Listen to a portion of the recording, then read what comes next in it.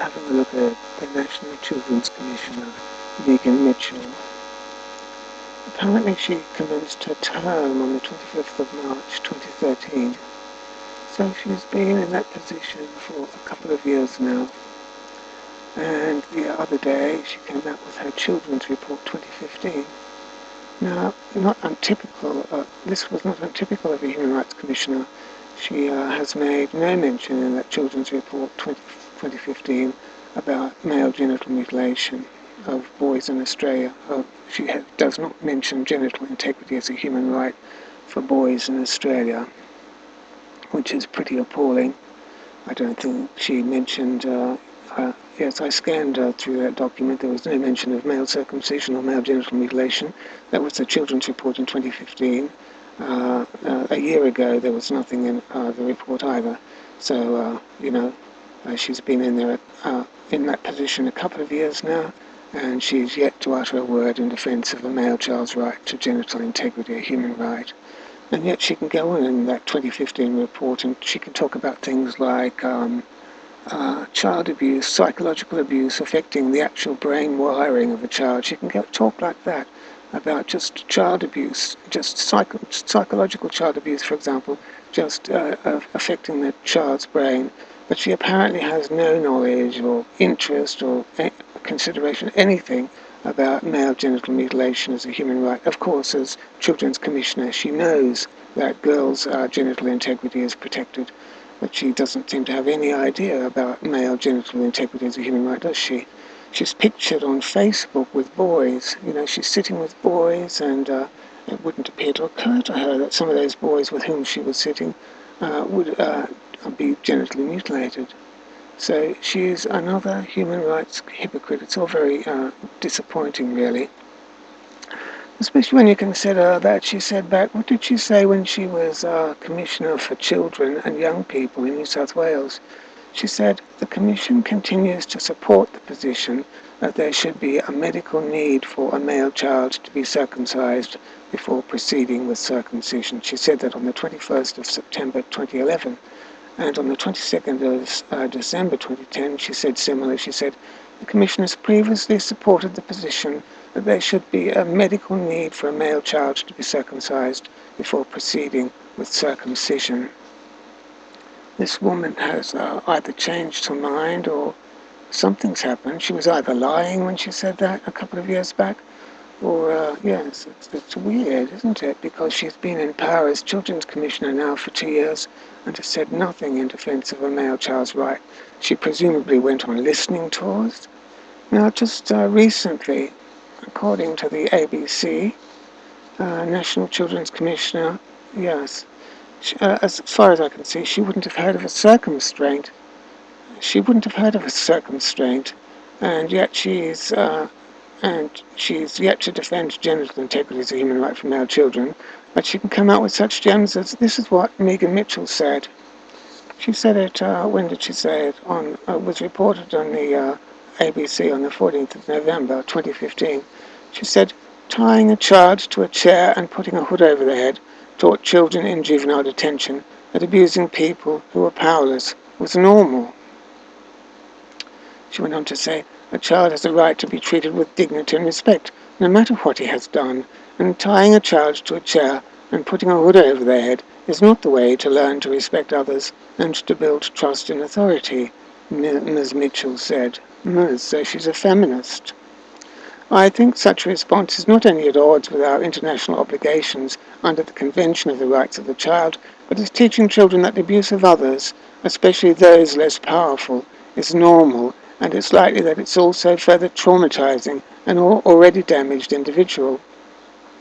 So here she is, talking about a child in detention, somebody under a minor, and she's talking about the Convention on the Rights of the Child. And she's talking about all these things in relation to tying a child to a chair. But she would appear to have no knowledge whatsoever about male genital mutilation and how that involves a contraption called a circumstraint.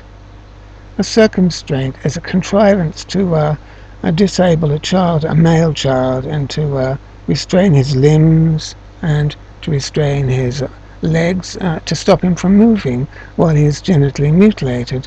That is rather peculiar if you think about it. Yes, that article was all about the restraint of a 17-year-old in the Northern Territory's juvenile justice system. It's interesting that Megan Mitchell can appeal to, she can appeal to our international obligations under the Convention of the Rights of the Child when it pleases and suits her, doesn't it? She's not going to talk about male genital integrity as a human right for male children under the International Covenant on Civil and Political Rights, that is the security of person principles, for example, and the privacy principles therein, because your own genitals are a private matter, of course, and she doesn't talk about the Convention on the Rights of the Child. She's not going to, is she? She's not going to defend male genital integrity as a human right. She's been there for 2 years. The president of the Human Rights Commission, Gillian Triggs, waxed lyrical. She said she believes that all children should be educated in their fundamental human rights. Of course, Gillian Triggs didn't take any steps whatsoever to even put up a web page on the Human Rights Commission website to say that boys should be defended, their genital integrity should be defended as a human right. And also, in 30 years now, we've had a series of sex discrimination commissioners. Did one ever defend male genital integrity as a human right? No.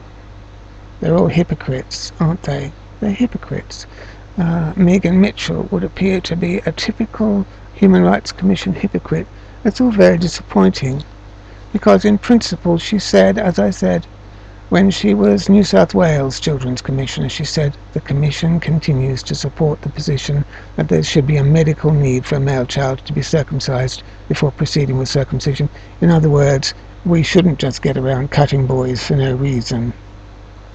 Now, what's her name? Megan Mitchell. She was appointed by Julia Gillard, as I understand. Julia Gillard was another who said, she said of female genital mutilation, there is no place in any something to the effect of there is no place in any religion or culture for female genital mutilation. And Gillard, knowing full well that female genital mutilation is against Australian law, and also that a few, if any, girls are genitally mutilated in Australia, she gave $500,000 to a campaign to stop anti-female education, a campaign to educate people against female genital mutilation, but she didn't give 1 cent to defend a boy's genital integrity. This was Gillard, knowing full well that boys are cut up every day in Australia. So I'll be continuing to look at Megan Mitchell's behaviour. She would appear to be a hypocrite. She would appear to be. It's all very disappointing. But she can come out when it pleases and suits her and talk about a restraint chair. The use of a restraint chair and spit hood on a 17-year-old in the Northern Territory's juvenile justice system has been described by the National Children's Commissioner as archaic, prompting her to call for greater transparency in all juvenile detention centres in Australia. Yes, it's all very disappointing. So disappointing. She's another hypocrite. She's another Human Rights Commission hypocrite. She's been in there for 2 years now, and not a word about male genital mutilation in the 2015 Children's Report.